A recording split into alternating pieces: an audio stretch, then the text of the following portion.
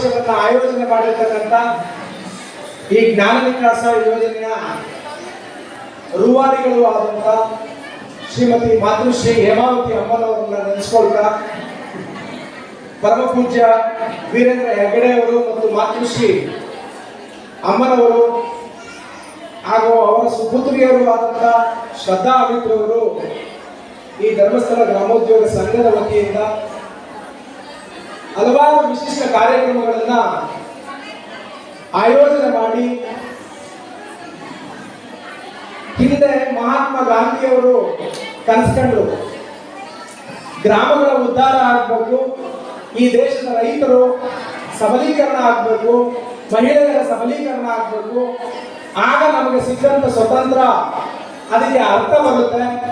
ಅಭಿವೃದ್ಧಿ ಆಗಬೇಕು ಅಂದ್ರೆ ಗ್ರಾಮಗಳ ಅಭಿವೃದ್ಧಿ ಆಗಬೇಕು, ಮಹಿಳೆಯರ ಅಭಿವೃದ್ಧಿ ಆಗಬೇಕು, ಮಹಿಳೆಯರಿಗೆ ಶಿಕ್ಷಣ ಸಿಗಬೇಕು ಅನ್ನೋದನ್ನ ಅಂದು ಮಹಾತ್ಮ ಗಾಂಧಿಯವರು ಕಂಡರು.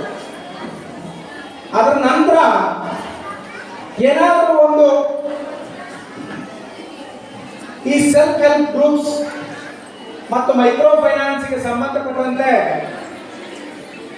ಒಬ್ಬ ಪಿತಾಮಹ ಅಥವಾ ಜನಕ ಅಂತ ಹೇಳ್ತಾರೆ ಅಂದ್ರೆ ಮೊಹಮ್ಮದ್ ಯೂನುಸ್ ಅಂತ ಹೇಳ್ತಾರೆ. ಆ ಮೊಹಮ್ಮದ್ ಯೂನುಸ್ ಅನ್ನಂತ ವ್ಯಕ್ತಿ ಬಾಂಗ್ಲಾದೇಶದಲ್ಲಿ ಕಡು ಬಡತನ, ಆ ಕಡು ಬಡತನದಲ್ಲಿ ಇರ್ತಕ್ಕಂಥ ಜನರ ಆರ್ಥಿಕ ಸ್ಥಿತಿಯನ್ನ ಉತ್ತಮವಾಗಿ ಟ್ರಸ್ಟಿಂದ ಎಲ್ಲರೂ ಧರ್ಮಸ್ಥಳದ ಯೋಜನೆ ವೀರೇಂದ್ರ ಹೆಗ್ಗಡೆಯವರ ನೇತೃತ್ವದಲ್ಲಿ ನೀವು ಎಲ್ಲರ ಸಂಘಗಳಲ್ಲಿ ತಗೊಂಡಿದ್ದೀರಾ. ಅದನ್ನೇನು ಸಂಘಗಳು ಉಳಿಸೋದು ಬೆಳೆಸೋದು ಎಲ್ಲ ನಿಮ್ಮ ಕೈಲಿದೆ. ಎಲ್ಲ ಕೆಲಸ ಕಾರ್ಯಗಳನ್ನು ಬಿಟ್ಟು ಮಕ್ಕಳು ಬರೀ ಏನೇ ನೋಡ್ಬೇಕಾದ್ರೆ ಅವರು ಸ್ಕೂಲಿಗೆ ಕಳಿಸಿ ಮಾಡಿ ನಮಗೆ ಏನೈತೆ ನಾವು ಮಹಿಳೆ ಸಂಘದಲ್ಲಿ ತಗೊಂಡಿದ್ದೀವಿ, ನಾವು ಗ್ರಾಮಸ್ಥ ಇದರಲ್ಲಿ ಧರ್ಮಸ್ಥಳ ಸಂಘದಲ್ಲಿ ನಾವು ತಗೊಂಡಿದ್ದೀವಿ. ಅದನ್ನೆಲ್ಲರೂ ನೀವು ಸಂಘದಲ್ಲಿ ಸಂಸ್ಥೆಯನ್ನು ಬೆಳೆಸ್ಕೊಂಡು ಉಳಿಸ್ಕೊಂಡು ಹೋಗ್ಬೇಕು. ಇದು ರಂಗೋಲಿ ಸ್ಪರ್ಧನೆಯಾಗಿ ಯಾವುದರಲ್ಲೂ ನಾವು ಕಮ್ಮಿ ಇಲ್ಲ. ನಾವು ಮಹಿಳೆಯರು ಎಲ್ಲರಿಗಿಂತ ಹೆಚ್ಚಿನವಾಗಿದ್ದೀವಿ. ಧೈರ್ಯವಾಗಿ ನಾವು ಯಾರು ಕೇಳೋಂಗಿಲ್ಲ, ಸಾಲ ಕೇಳೋಂಗಿಲ್ಲ, ಬೇರೆಯವ್ರನ್ನ ನೀವು ಅಷ್ಟು ಕೊಡಿ ಇಷ್ಟು ಕೊಡಿ, ನೀವು ಕೊಟ್ಟಿಲ್ಲ ನೀವು ಬಿಡ್ತೀರ ಅನ್ನೋ ಥರ ಏನಿಲ್ಲ.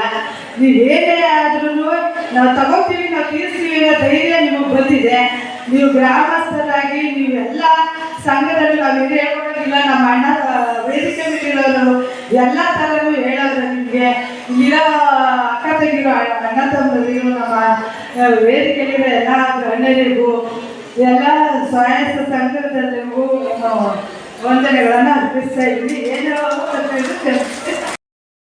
ಕಾರ್ಯಾಚರಣೆ ಮಾಡಿಕೊಂಡು ಬಡತನದ ಏಳಿಗೆ, ಒಂದು ಕುಟುಂಬದ ಸರ್ವಾಂಗೀಣ ಅಭಿವೃದ್ಧಿ, ಸ್ವಾವಲಂಬಿ ಬದುಕನ್ನು ಕಟ್ಟಿಕೊಡಬೇಕು ಅನ್ನುವ ನಿಟ್ಟಿನಲ್ಲಿ ಧರ್ಮಸ್ಥಳದ ಧರ್ಮಾಧಿಕಾರಿಗಳಾದಂಥ ಡಾಕ್ಟರ್ ಡಿ ವೀರೇಂದ್ರ ಹೆಗ್ಗಡೆ ಅವರು 1982ನೇ ಇಸ್ವಿಯಲ್ಲಿ ಗ್ರಾಮಾಭಿವೃದ್ಧಿ ಯೋಜನೆಯನ್ನು ಪ್ರಾರಂಭ ಮಾಡಿದರು. ಇವತ್ತು ಸುಮಾರು 41 ವರ್ಷಗಳ ಇತಿಹಾಸವನ್ನು ಹೊಂದಿದಂಥ ಗ್ರಾಮಾಭಿವೃದ್ಧಿ ಯೋಜನೆ ಕರ್ನಾಟಕ ರಾಜ್ಯದ ಹಳ್ಳಿಗಳಲ್ಲೂ ಗ್ರಾಮಾಭಿವೃದ್ಧಿ ಯೋಜನೆ ಕೊಸರಿಸಿದೆ. ಈಗಾಗಲೇ ನಮ್ಮ ಮಲ್ಲಿಕಾರ್ಜುನ್ ಸರ್ ಹೇಳಿದ ಹಾಗೆ ಮಹಾತ್ಮ ಗಾಂಧಿಗೆ ಕನಸೇನಾಗಿತ್ತು ಅಂತ ಹೇಳಿದ್ರೆ ಹಳ್ಳಿ ಉದ್ಧಾರ ಆದರೆ ದೇಶ ಉದ್ಧಾರ ಆಗುತ್ತೆ. ಪ್ರಾರಂಭದಲ್ಲಿ ಹಳ್ಳಿ ಅಭಿವೃದ್ಧಿ ಆಗಬೇಕು, ಆ ನಂತರ ಪಟ್ಟಣ ಅಭಿವೃದ್ಧಿ ಆಗಬೇಕು, ಆ ನಂತರ ದೇಶ ಅಭಿವೃದ್ಧಿ ಆಗಬೇಕು ಅನ್ನುವ ಚಿಂತನೆಯನ್ನ ಮಹಾತ್ಮ ಗಾಂಧೀಜಿಯವರು ಕಂಡಿದ್ರು. ಅವರ ಕನಸನ್ನ ಇವತ್ತು ನನಸು ಮಾಡುವಂತ ಈ ಕ್ಷೇತ್ರದ ಧರ್ಮಾಧಿಕಾರಿಗಳಾದಂಥ ಡಾಕ್ಟರ್ ಡಿ ವೀರೇಂದ್ರ ಹೆಗ್ಗಡೆ ಅವರು ಅದನ್ನ ನನಸು ಮಾಡುವಂತ ಇವತ್ತು ಪ್ರಯತ್ನವನ್ನು ಮಾಡ್ತಾ ಇದ್ದಾರೆ. ಗ್ರಾಮಾಭಿವೃದ್ಧಿ ಯೋಜನೆ ಯಾಕೆ ಪ್ರಾರಂಭ ಆಯಿತು ಅಂತ ಹೇಳಿದ್ರೆ, ಮನುಷ್ಯ ಬದುಕಬೇಕಾದ್ರೆ 3 ಅತಿ ಪ್ರಾಮುಖ್ಯ. ಒಂದು ಗಾಳಿ, ಒಂದು ನೀರು, ಒಂದು ಆಹಾರ. ಗಾಳಿ ನೀರು ಪ್ರಕೃತಿ ಕೊಡುತ್ತೆ, ಆಹಾರವು ಪ್ರಕೃತಿ ಕೊಡುತ್ತೆ. ಆದ್ರೆ ಮನುಷ್ಯರಾದವ ಒಳ್ಳೆಯ ಆಹಾರವನ್ನು ಸೇರಬೇಕಾದ್ರೆ ಕೃಷಿ ಬೇಕೇ ಬೇಕು.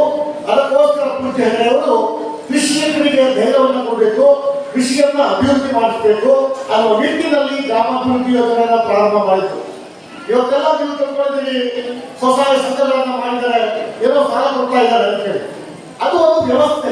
ಸಾಲ ಯಾಕೆ ಕೊಡಿಸೋದು ಅಂತ ಹೇಳಿದ್ರೆ ಅವರ ಅಭಿವೃದ್ಧಿ ಆಗಬೇಕು ಅಂತಂದ್ರೆ ಸಾಲ ಬೇಕೇ ಬೇಕು.